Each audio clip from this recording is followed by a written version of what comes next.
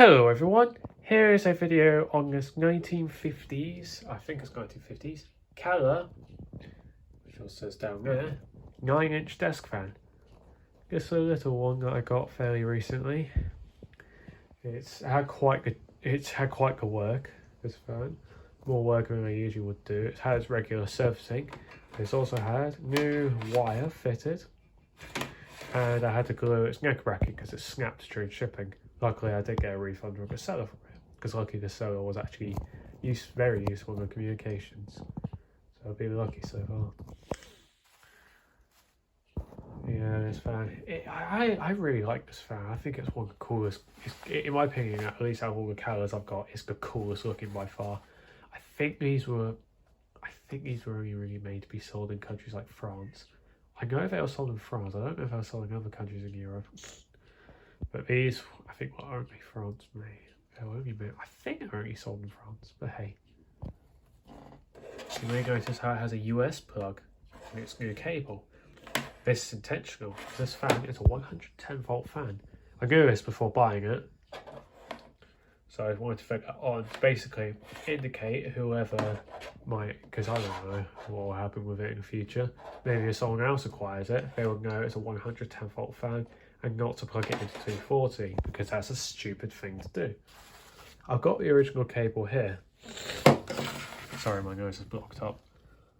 But as you can see, look, it's in terrible condition. It's all torn, it's falling apart. It's basically, it was a die needed replacing. But it's nice to know that they pretty much keep it the exact same as like a little Bakelite basic on here. This is a heavy fan. I think it weighs over 4 kilograms. Like, it's very heavy. Let me remove that. It's made of Bakelite, base, neck bracket, and motor housing. But there is, the underneath part of this is cast iron, which is strange. Also, have you seen the pitch on this thing? My goodness. What? That is insane. Like, for experience, Calor make very powerful fans. Usually by just having like a really beefy motor. This one has no idea of beefy motor as the others, but that pitch is insane. That is incredible pitch. Look at that. That is insane. That like dwarfs like Japanese fans. That would dwarf a high velocity fan. That's mental. Side view. I think that's pretty cool.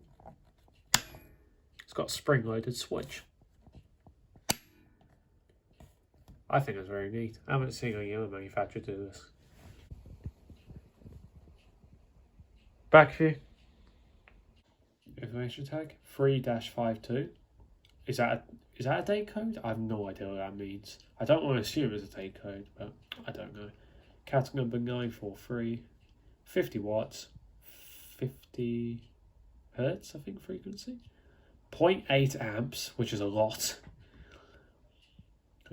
Debit 60 meters. Hang on, meters cubed per minute, maybe. 110 volts. Key thing, 110 volts. Appeal use. It's all mountable. Also, I completely forgot to mention, look what came with it as well. Ain't that very neat? Like, if I can read that, Calor tag thing. Unfortunately, I believe it's in French, so I can't read it. But I think I did put it through a Google Translator, which I think this one was talking about like before being delivered to you, or was rang non-stop for 100 hours. I think that's what I remember Google Translator saying. Whenever that's accurate or not, I don't know. But yeah, ain't that very cool. Ain't that very cool. If anyone knows French, will you be able to translate that for me? Because I don't. Surprise, surprise. I got the fan plugged in. Let's run it. Here's on.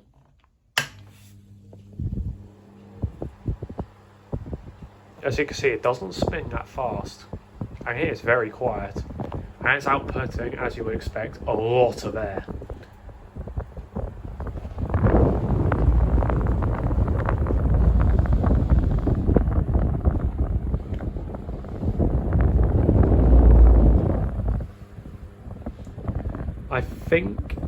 I don't know where my anemometer is right now, but I've managed to get 1338 feet per minute, which is very good because that's T16 Brown level performance, and it spins much slower than it, but it can output that performance.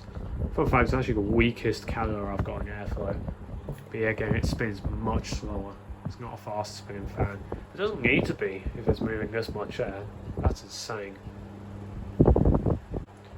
Now let's switch the fan off.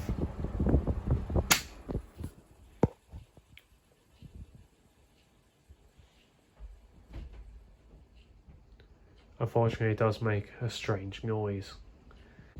It has been serviced, it has been well oiled. In typical Calor fashion, it is a pain to service, but it was doable.